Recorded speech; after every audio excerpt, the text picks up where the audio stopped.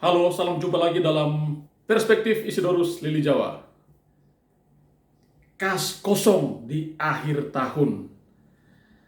Sahabat-sahabat Perspektif Isidorus Lili Jawa, ada satu hal menarik yang menimbulkan begitu banyak pertanyaan dan pada akhirnya melahirkan kegelisahan, yaitu berkaitan dengan kondisi kas kosong atau defisit anggaran yang terjadi di tubuh pemerintah Kota Kupang saat ini. Ya, betapa tidak dari berbagai informasi yang saya baca, kurang lebih puluhan miliar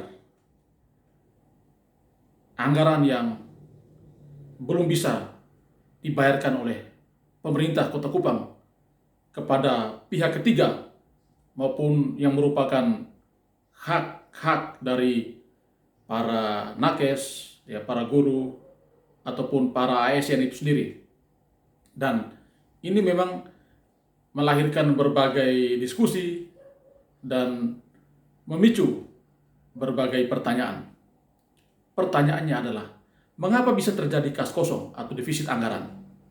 Ya, sebenarnya ini secara ekonomi, ya, kita bisa melihat bahwa ini akibat dari pengeluaran atau belanja lebih banyak daripada pemasukan atau pendapatan. Nah, padahal pemerintah sendirilah yang menetapkan target pendapatan daerah. Dan pemerintah sendiri juga yang menetapkan belanja daerah. Lalu, mengapa terjadi selisih antara belanja dan pendapatan yang mengakibatkan terjadinya defisit anggaran itu?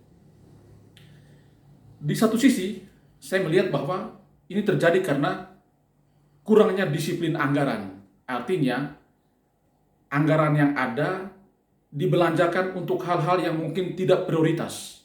Sehingga, hal-hal yang menjadi prioritas justru terabaikan. Dan ketika pada saatnya harus dibayarkan, duitnya habis. Lalu yang kedua, bisa jadi karena pemerintah dan DPRD terlalu percaya diri menetapkan target pendapatan yang begitu besar. Ya, menetapkan target pendapatan yang begitu besar di saat kondisi masyarakat yang masih bergerak keluar dari situasi COVID, ini menjadi satu hal yang sebenarnya perlu dipertimbangkan. Akibatnya adalah pendapatan dari pajak dan retribusi yang merupakan kontribusi masyarakat itu menjadi berkurang. Nah, bagaimana mungkin pemerintah dan DPRD menetapkan pendapatan yang begitu besar, sedangkan hal itu tidak bisa direalisasikan. Lalu yang ketiga, bisa jadi pendapatan itu memang sudah ditetapkan dan itu berdasarkan kajian. Tetapi persoalannya ada pada pihak-pihak pengumpul PAD ini yang bekerja tidak serius dan tidak maksimal. Sehingga ada banyak sumber pendapatan itu justru yang tidak bisa tertagih menjadi pendapatan daerah. Nah, perguncingan pembicaraan tentang kas kosong ini memang meresahkan, saudara-saudara. Mengapa? Karena ini merugikan banyak pihak. Saya mengambil contoh, ya. Pihak ketiga dalam hal ini para kontraktor. Mereka sudah bekerja menyelesaikan proyek-proyek fisik dengan begitu banyak tuntutan. Bahkan mereka harus menggunakan uang pribadi, uang perusahaan. Tetapi ketika pekerjaan sudah selesai, justru mereka dipersulit. Bahkan ketika mau membayar, duit di kas tidak ada. Ini menjadi satu hal yang meresahkan para kontraktor. Ya. Dan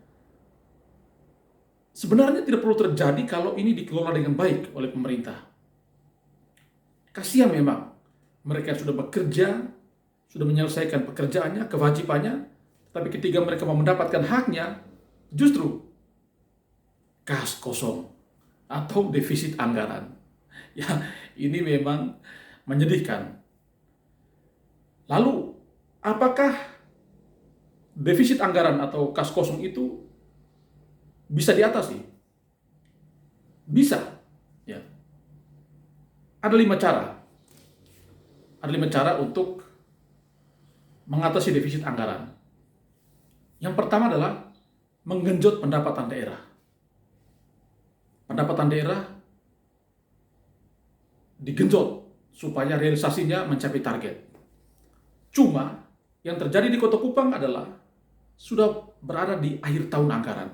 Bagaimana menggenjot pendapatan daerah di akhir tahun anggaran seperti ini? Yang kedua, efisiensi belanja. Ya, seharusnya belanja-belanja yang prioritas lah yang diutamakan. Belanja-belanja lain yang tidak segera, tidak penting, itu dikesampingkan. Ini juga bagaimana melakukan efisiensi belanja kalau kas kosong itu terjadi di akhir tahun anggaran ini. Yang ketiga adalah menagih piutang pemerintah di pihak lain. Bisa saja ada piutang-piutang pemerintah Kota Kupang yang berada di pihak lain, bisa ditagih, karena itu menjadi haknya pemerintah Kota Kupang.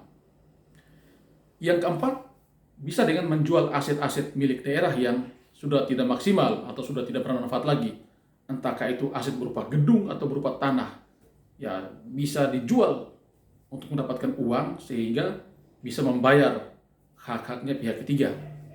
Lalu yang kelima, dengan berhutang. Artinya, pemerintah bisa melakukan hutang kepada pemerintah provinsi atau kepada pihak lain. Ini 5 cara. Cuma memang situasi kita di kota ini sudah berada di akhir tahun.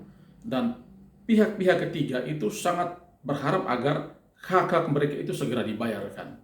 Nah, kita membaca dari berita bahwa komitmen pemerintah bersama DPRD untuk melunasi pembayaran itu di akhir tahun ini. Nah, kita dukung dan mudah-mudahan segala utang piutang itu segera dibereskan sebelum akhir tahun ini, karena itu menyangkut hak orang, ya. Hak para kontraktor yang mana mereka sudah bekerja, mereka harus mendapatkan haknya. Hak para ASN, para nakes, para guru yang mana mereka sudah bekerja memenuhi segala kebutuhan administrasi dan mereka harus mendapatkan tunjangan-tunjangan itu. Dan jangan mempersulit, karena itu adalah hak orang yang harus dibayarkan. Ya, menghadapi akhir tahun ini, kita tentu masih dalam suasana Natal, tetapi di sisi yang lain, kita berhadapan dengan kondisi kas kosong. Yang mudah-mudahan ini tidak membuat kita menjadi manusia yang berotak kosong, sehingga kita tidak menemukan jalan lain untuk menemukan solusi mengatasi persoalan-persoalan ini. Mari kita hadapi persoalan ini dengan optimis, apalagi kita segera memasuki tahun baru, tahun 2023. Terima kasih, salam sehat dan Tuhan memberkati.